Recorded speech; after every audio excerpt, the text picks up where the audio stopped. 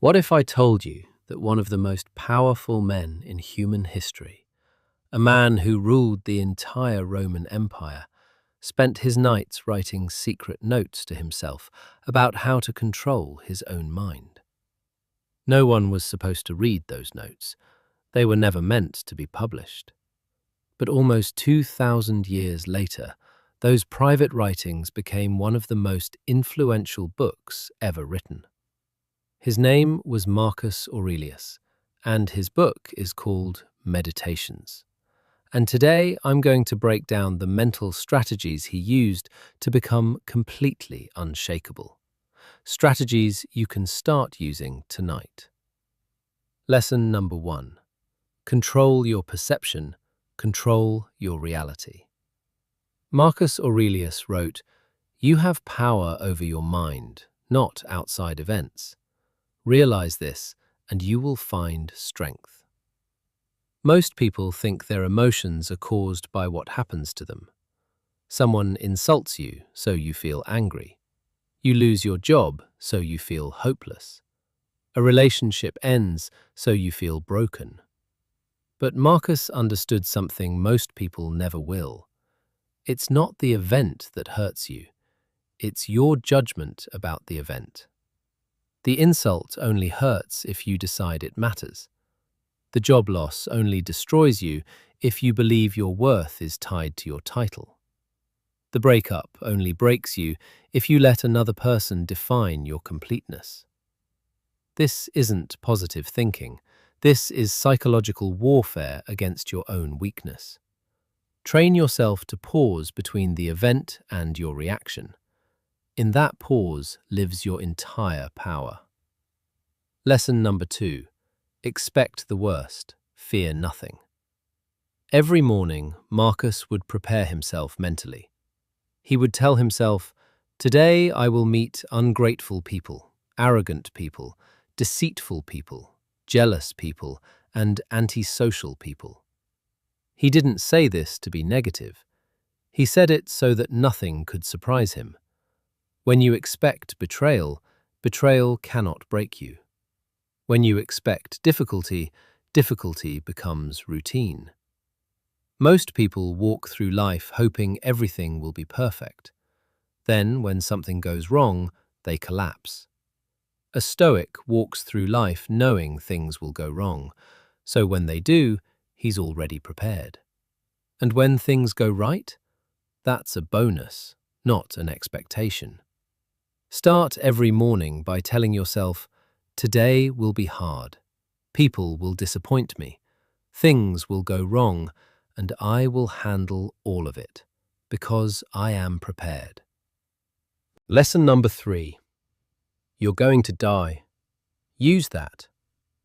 Marcus wrote, "Think of yourself as dead. You have lived your life. Now take what's left and live it properly." This isn't morbid. This is the most powerful motivational tool that exists. You have a limited number of days on this earth.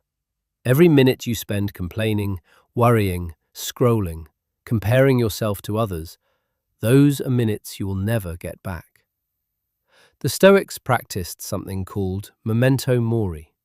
Remember that you will die. Not to be depressed, but to be urgent. When you truly accept that your time is finite, you stop wasting it on things that don't matter. The petty argument doesn't matter. The opinion of someone you'll never see again doesn't matter. The fear of looking stupid doesn't matter. What matters is what you do with the time you have left, starting right now. Not tomorrow, not Monday, now. Lesson number 4. Your anger is a poison you drink yourself. Marcus wrote, "How much more harmful are the consequences of anger than the circumstances that aroused them?"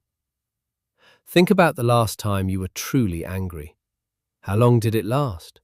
Hours? Days? Weeks? Now think about this. The person who made you angry probably forgot about it within minutes. You carried the weight. You lost sleep. You replayed the conversation 100 times. You let them live rent-free in your head, and they didn't even notice. Anger feels powerful, but it's actually a surrender. You're handing control of your emotions to someone else. A Stoic doesn't suppress anger, he eliminates the need for it. When someone insults you, ask yourself, does this person's opinion change my reality? Almost always, the answer is no. The next time someone tries to make you angry, smile. Not because you're weak, but because you're so strong that their words can't reach you. Lesson number 5. Stop caring about what people think. Marcus Aurelius was the emperor of Rome, the most powerful man in the world, and even he had to remind himself to stop seeking approval from others. He wrote, "It never ceases to amaze me. We all love ourselves more than other people, but care more about their opinion than our own." Read that again. You would never let a stranger make decisions for your life, but you let their opinions about you control how you feel. You change how you dress, how you speak, what you post, what career you choose, all based on what other people might think. A Stoic understands that opinions are just thoughts in someone else's head. They have no weight, no substance, no power, unless you give it to them. The moment you stop performing for others is the moment you start living for yourself. Lesson number 6. Discipline equals freedom. Marcus woke up every morning before dawn. He didn't want to. He wrote about how comfortable his bed was, how warm the blankets were, but he got up anyway. Because he understood something most people refuse to accept. Your feelings are not commands. Just because you feel like staying in bed doesn't mean you should. Just because you feel like avoiding the hard conversation doesn't mean you should. Just because you feel like quitting doesn't mean you should. Discipline is not punishment. Discipline is freedom. When you master your impulses, you master your life. When you can force yourself to do what needs to be done, regardless of how you feel, no person, no situation, no circumstance can control you. Lesson number 7. Amor Fati. Love your fate. This is perhaps the most powerful Stoic concept. Marcus didn't just accept the bad things that happened to him, he embraced them. He loved them. Because he understood that every obstacle, every failure, every betrayal was training. The obstacle is not in the way, the obstacle is the way. That rejection you faced, it redirected you somewhere better. That failure, it taught you something success never could. That person who betrayed you, they showed you who you can't trust, which is one of the most valuable lessons in life. Stop wishing things were different. Start using things as they are. That's the Stoic way. That's what made Marcus Aurelius unshakable. And that's what will make you unshakable too. Here's the truth. Marcus Aurelius faced plagues, wars, betrayal, and the weight of an entire empire. And through it all, he remained calm, focused, unbreakable. Not because life was easy, but because he trained his mind to be stronger than his circumstances.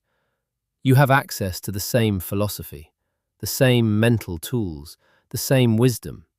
The only question is, will you use it? If this video opened your mind, subscribe to Dark Mind. We break down the psychology and philosophy that gives you an unfair advantage in life. Hit the bell so you never miss a video, and remember, the obstacle is the way.